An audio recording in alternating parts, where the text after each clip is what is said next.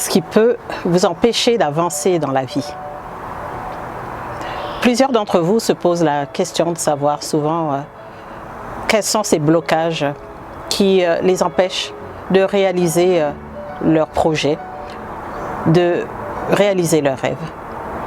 Vous savez, quand on reste attaché à son passé, tant que l'on n'a pas cicatrisé des blessures de son passé, les blocages vont persister.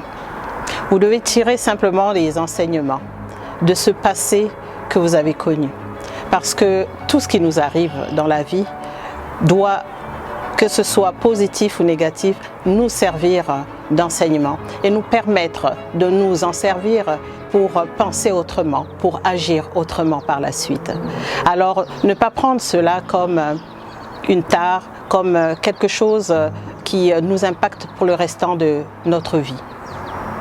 Vous devez vraiment vous accrocher à la spiritualité, avoir cette force d'aller puiser en vous tout ce qui va vous permettre de réfléchir autrement, de penser à ces nouvelles choses qui vous tiennent à cœur et que vous avez envie de faire, de réaliser. N'hésitez pas, rêvez grand, pensez grand. Ayez la possibilité, la capacité d'exposer ce qui vous tient à cœur avec d'autres personnes, des gens qui sont déjà passés par le chemin que vous voulez prendre. Parce que gardez à l'esprit que tout est possible dans la vie. Tant qu'on a le souffle de vie, tant qu'on est ancré dans notre spiritualité, tant qu'on est ancré auprès de son Dieu, on reste ancré auprès de cette force qui nous tient au quotidien, tout est possible. Vous devez garder la foi, vous devez croire en vous, ne pas laisser ces voix extérieures qui vous font douter de vous, qui vous mettent dans le doute, dans la procrastination, vous hésitez, vous avez profondément envie de faire quelque chose, de réaliser quelque chose, mais vous vous racontez des histoires dans votre tête en vous disant que vous n'êtes pas capable, en vous disant que vous ne serez pas à la hauteur. Et pourtant, vous avez cette envie profondément ancrée en vous, que vous ressentez, que vous avez vraiment, vous le sentez, parce que vous n'êtes peut-être simplement pas prêt. Et ce qui vous empêche d'être prêt, c'est justement ce qui vous retient encore peut-être avec ces choses que vous avez ratées par le passé. Mais sachez que les jours ne se ressemblent pas et qu'il y a un temps pour pleurer, mais il y a aussi un temps pour se réjouir. Alors prenez ce temps pour vous réjouir de ce que vous pourrez réaliser. Parce que oui, tout est possible à celui qui croit. Tout est possible à celui qui croit. Il suffit de le vouloir parce que c'est vous qui pouvez décider dès aujourd'hui, parce que c'est maintenant, c'est ce présent que vous pouvez vivre et non le passé parce que tout est derrière vous et non le futur parce que vous ne le connaissez pas. Ce que vous pouvez vivre, c'est aujourd'hui. Pourquoi hésiter?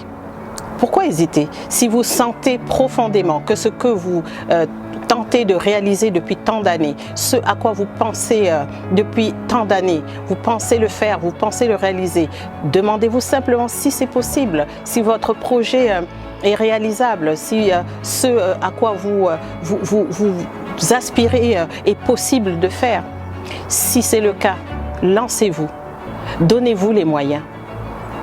Ayez simplement confiance en vous, regagnez confiance en vous pour des jours meilleurs. Car votre bonheur, seul vous pouvez le construire. Soyez acteur de votre vie. Soyez actrice de votre vie. Seul vous pouvez en décider. Seul vous pouvez décider de changer les choses, de devenir quelqu'un de meilleur. Seul vous pouvez décider de démarrer aujourd'hui une vie nouvelle. Parce que oui, tout est possible. Celui qui a le mot final est votre créateur. Tant que vous êtes en vie, que vous avez ce souffle de vie, c'est que votre mission n'est pas encore accomplie sur cette terre. Alors mettez tout ce qui est en votre pouvoir et prenez-le pour faire de votre vie une vie nouvelle, une vie meilleure.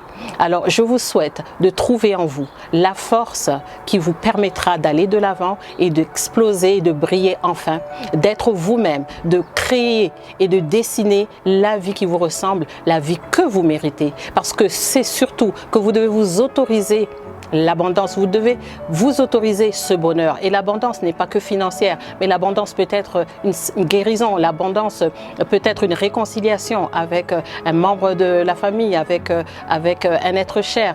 Donc, autorisez-vous l'abondance.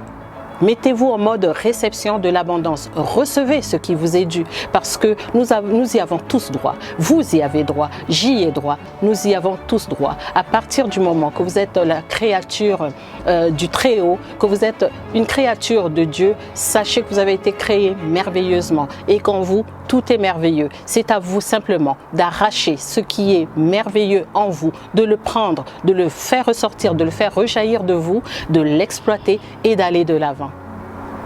Alors, brisez ce qui vous retient encore avec vos blessures et votre passé.